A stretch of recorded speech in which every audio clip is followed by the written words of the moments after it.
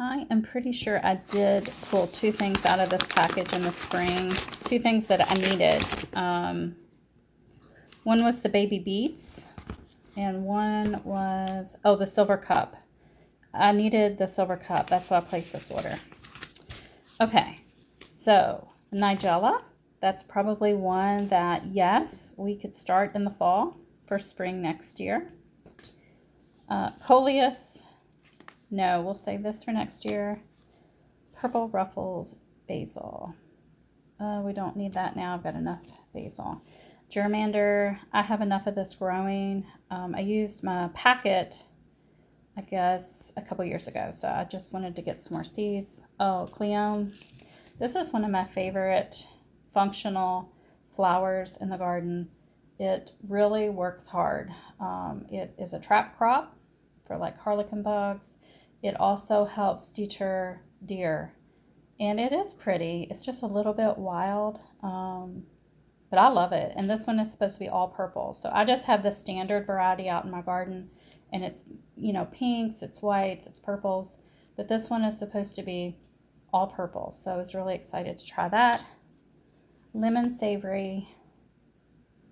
You know, I wonder if I could go ahead and start this because it says it is a zone 5 to 8. I'm a zone 7B-ish, almost 8.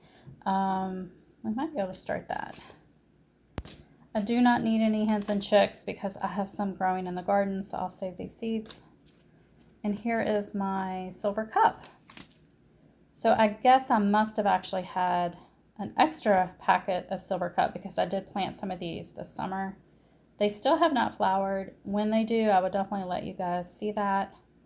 So I'm not going to start any more of those. Too late, probably. Although this is really a fast growing flower, and it will bloom like I would say 55 to 65 days from planting. It's really gorgeous. And I got ornamental twister grass. That probably is something I will wait on. Coleus, we'll wait until next year. We have plenty of coleus right now. And hollyhocks. So I've already got 2 packets of hollyhocks picked out to start this fall. I'm going to save these since they're newer. I'll use my old. So Corsican mint is really a great plant. I love it. I do have some growing outdoors right now. It is perennial for me, but not in a container, only in the ground. So I'm going to save this for next year. Well, I loved it so much I bought 2. It was a really good price. This is kind of a pricey seed, and there's usually only like 10. There's not many in here, but it's a great plant.